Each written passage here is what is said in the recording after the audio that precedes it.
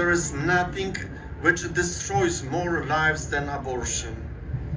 Yet we rejoice that you have conquered death by the resurrection of your Son, Jesus Christ. How are you?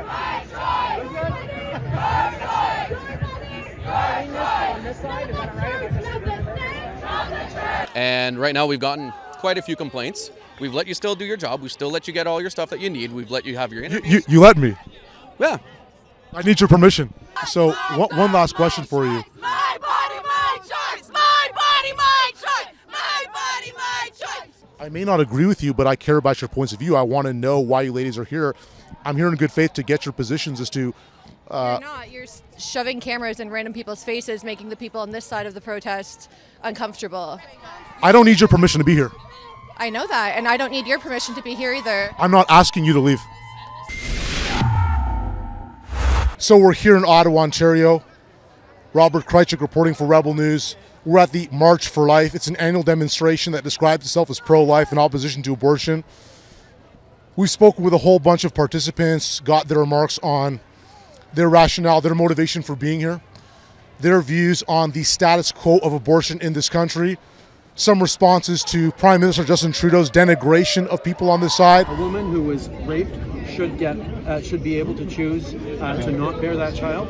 I honestly don't know. It sounds like you need to do a little more thinking and a little more praying on that. Got a quick moment to speak with NDP leader Jagmeet Singh. Got some opportunities to speak with counter-demonstrators who are shouting in support of abortion. And we hope you folks enjoy this. Stay tuned. Oh, nice.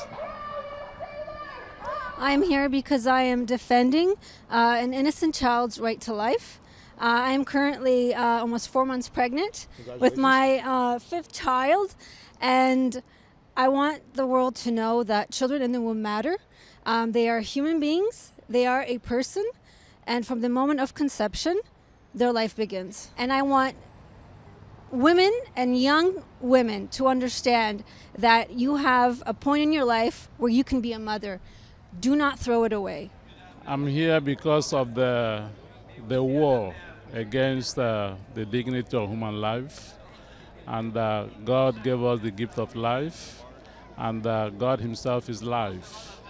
And our culture is becoming more and more the culture of death. I think we have to go. Do you support any limitations whatsoever on abortion in terms of time? I believe in an unequivocal right to choose. No limitation even on tenure of pregnancy? I believe people's right to choose. What about let's call it the abortion pill? Is there any valid criticism of that given declining birth rates in this country? I believe in people's right to choose, my friend. Okay, well, thanks for your time. Nice. Jagmeet Singh was over there, let's say, collegially engaging with the counter-demonstrators who typically sort of support open-ended abortion, and he was not engaging with or speaking with the massive demonstration on the Hill of, let's call them, pro-life protesters. Now, as far as abortion rights, as you described them, should there be any limitations to access to abortion based on tenure or duration of the pregnancy? That's not my concern. I mean, to me, that's a concern for the woman and her healthcare provider. And you know, my opinion is that she and her healthcare provider should have the right to make that call. So one last question for you. My body, my choice. My body, my choice. My body, my choice. This is the age-old question, but when does life begin? Is a baby a human being at 7 months, 6 months, 9 months? I don't have an opinion on that. Do you ladies want to share a remark? Oh, if you get pregnant, let me know. Hey. Oh, if you get pregnant, let me know. Hey. All right. Oh, if you get pregnant, let me know. Are you demanding that I leave? Right now, it's for your safety. I'm asking you to leave. Do you want to leave? I don't feel unsafe and I don't want to leave. I'm going to keep doing my job. Okay, sounds good. One thing I want to add for context, before we even approach this segment of the lawn dedicated to the counter-demonstration against the March for Life, I had these other Parliamentary Protective Service, these PPS cops, tell me not to go in a sort of polite way. I asked them, are you commanding me? They said, no. I said, I'm going to keep doing my job then. If you want to stop me, you're welcome to try. Basically, I've been hassled by the PPS the entire time I've been on the side, in part because of the shirt. which you're welcome to buy at therebelstore.com, by the way. How about you? Do you want to share some remarks on camera as to why you're here? No, sorry. I only talk to news organizations. We're a news organization. We're with Rebel News. Sorry? We're with Rebel News. We're a news organization. That's not a legitimate news organization. How do you define legitimate versus illegitimate? Just having, like, you know, legitimate information, having evidence-based journalism. Yeah, but that's all I'll say on the matter. But should there be a limitation on tenure or duration? Should there be a cutoff point on lawful access to abortion? Well, so already when we look at abortion access in Canada, like third trimester abortions in particular are extraordinarily rare. And so, like, I think it's really important that medical professionals be able to be able to make their own regulations about, like, what is appropriate and what isn't. But we can't do that by forcing decisions onto women when, you know, the decision to have an abortion is such a personal one and a difficult choice to be made. But, like, ultimately we should be fighting for bodily autonomy for women. And, you know, having that freedom is something that's so important to life in Canada, is having the freedom to be able to do that. So apparently Prime Minister Justin Trudeau is proposing sort of taxpayer subsidized provision of these abortion pills. Any thoughts on that? The abortion pill is extremely dangerous. I was watching interviews of women who took the abortion pill. The complications that come along with them are far greater and far more dangerous. We're going to see an increase in emergency visits from women who take these pills. And this is actually a really, really bad idea. The role of the government is always to protect life. No human being and no human authority has any powers to take away life, and should not in any way make policies that goes against that sanctity of human life. So oftentimes I try to conscientize my parishioners, my Christians, during elections. It's a Christian duty, it's a Christian responsibility, because that's where we have to take the fight to. Those we elect in our government that make our policies must be people who understand that life is a gift from God, and the role of the government is always to protect the gift of life. So you're saying medical professionals should decide, but aren't we asking a moral question that is not the exclusive territory of medical professionals, but Canadians in general can have their say as to whether or not they think there should be any limitation whatsoever? Well, there's people who study this. Like, there's a whole field of bioethics that talks about, like, when does life begin? When does consciousness begin? You know, like, there's a lot of different interpretations of that. I tend to lean more towards we should let people, you know, make the decisions about their own bodies, and, you know, I know Rebel has been a big proponent of having vaccine autonomy. No one should be forced to have a vaccine that they don't feel comfortable taking. And similarly, women shouldn't be forced to carry through with an abortion that may not have been planned, that they're not capable of taking care of, that they're not able to provide a decent life for. Do you want to share some remarks on camera as to why you're here? Like, what your purpose for participation in the demonstration is? Yeah, I believe in people's right to choose. Bodily autonomy.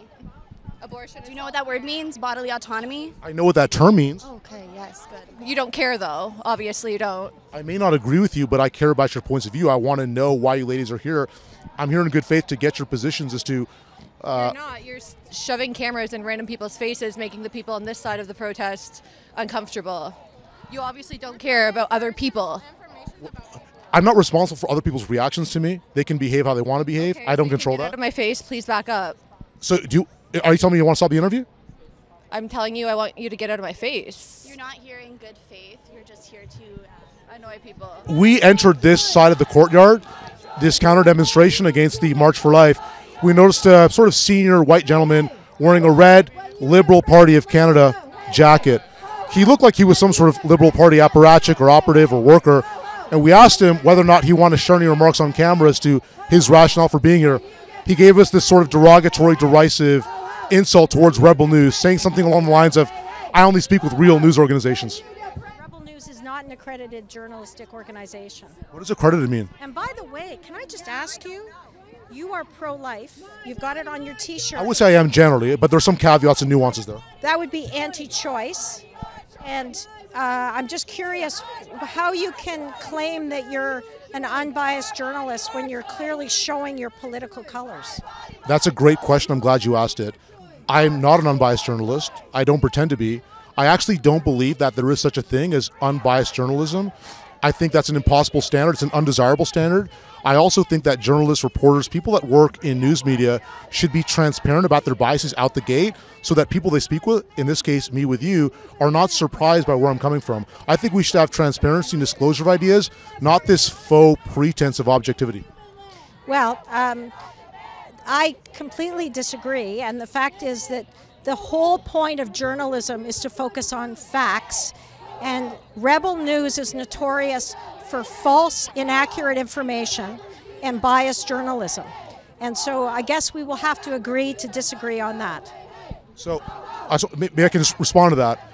I don't agree with their characterization of Rebel News as being notorious for putting false information, but I do want to advise you that it's possible to have biases, points of view, and still focus on the facts, as you put it. So I'll ask you if you agree with me. Let me tell you something. I had a professional life, and of course I had biases, because we all do, but my biases did not show in my work, and they did not show in my professional life. And that's what a journalist needs to be doing as well. So you're as far as I'm concerned, you have no credibility whatsoever. And that's the end of the interview, if you're interviewing me at all. I don't need your permission to be here. I know that, and I don't need your permission to be here either. I'm not asking you to leave. I'm asking you to get out of my face. Okay, I'll get out of your face.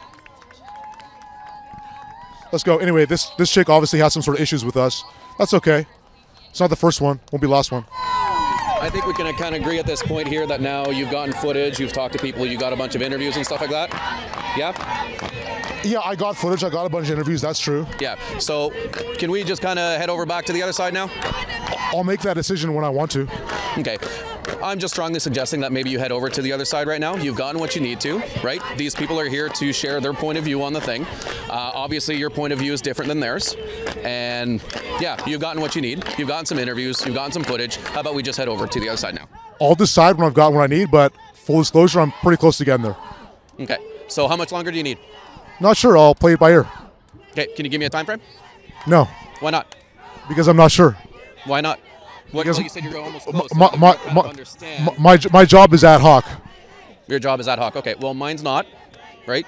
And right now we've gotten quite a few complaints. We've let you still do your job. We've still let you get all your stuff that you need. We've let you have your interviews. You let me. Yeah. I need your permission. You don't need permission, but we allowed it to continue, right? Even though we got complaints. Allowing is permission. Well, I mean, sure. Well, you know what? Sure. Why not? Yeah.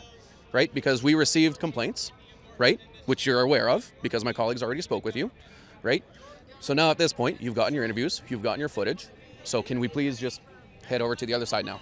I'll indulge you when I make that call for myself because I'm making my own decisions. I'm not outsourcing my journalistic judgment to the PPS. Okay. So what I'm going to say then at this point is if ever we get one more complaint that you're being pushy, that you are being... Do you think I was being pushy? So I did see a couple of instances, yes, where you were being pushy, right? You were kind of really getting close to people and stuff like that. It's because of the noise. I need to get quality of audio. Well, you're using a mic. You don't need to get yourself really, really close in, right? I do. It's noisy. And you don't need to be pointing and gesticulating and stuff like that to people. You think I was gesticulating and being agitated? I did see that, yes. And we also got complaints about that. Okay. I mean, I want your observations rather than just random complaints. I told you that, yes, I did see that, right? What if I complain? Right? About what? About people being aggravating or agitating or gesticulating, to use your fantastic term, towards me. So then you are now on the side that is counter to your shirt, right?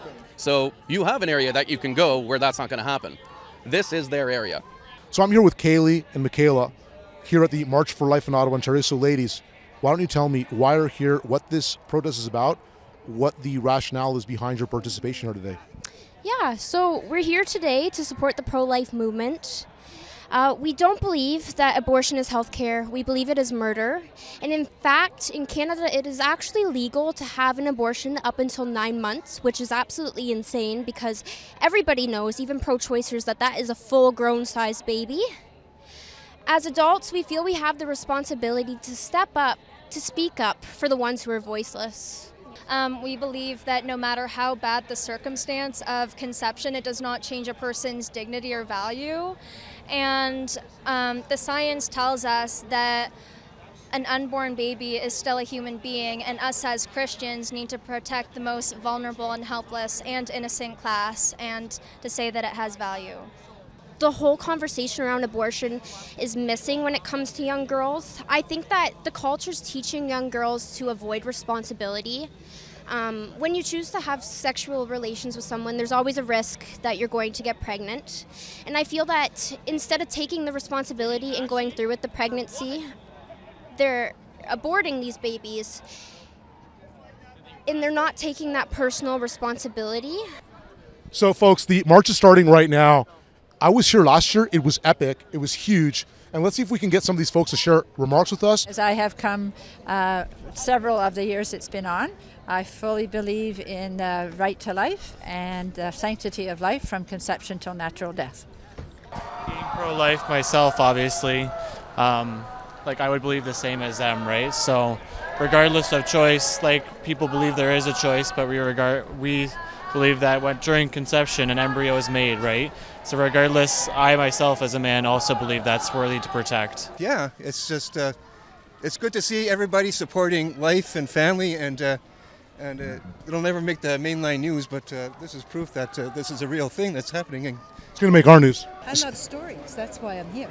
Stories? Yeah, stories of people that have chosen life and have babies and wonderful children. And I love stories of people that have chosen to give up their child and have lived with regret. I tell those stories too. I've written a book about it actually. And I love to share about God's forgiveness for those people. So we highlight both stories, the ones that choose life and the ones that choose to end life. Can I ask you why you regret your abortion? Why I regret my abortion is because I lost my first child to abortion. She would be 44 today. And as a result, I also had 5 miscarriages, depression, anxiety. I fell into self-destructive behaviors such as drinking and doing drugs, and became very promiscuous. Thankfully, I found the people at Silent No More who started me on a path to healing, and that's why I'm here today, to let everyone know that abortion is not an easy fix. It's a lifelong scar that stays with you, and that's why I'm Silent No More. And I want to share that story with others so that people don't make that same choice. If it's not visible in the B-roll, it was hugely diverse, all ages, all sizes, all backgrounds, ethnicities, races, religions. A very, very interesting and colorful protest. And one thing you'll notice in conversations you have with participants is that there's very often a religious, faith-based aspect to their convictions towards opposition to abortion as an immoral activity, and their position on the sanctity of life beginning at conception. There was this moment where my colleagues and I went into this counter-demonstration segment of the field on Parliament Hill. Also, while I was soliciting interviews, trying to get remarks from people on the counter-demonstration side, we were repeatedly harassed. These ladies would surround me and my team, start shouting in order to destroy the audio quality and distract the abilities of both me and any interview subject to actually speak meaningfully. So clearly there was this standard attempt to shut down any ability to actually do good faith journalism. If you folks value this in-the-field, independent, original journalism that we produce at Rebel News, please remember we can't do it for free. We have operational costs. You can contribute to them so that we can continue doing this at rebelfieldreports.com. Also, I'm doubling as a fashion model today. So if you like this t-shirt and many others like it, you can visit rebelnewsstore.com and try and look as good as I am today.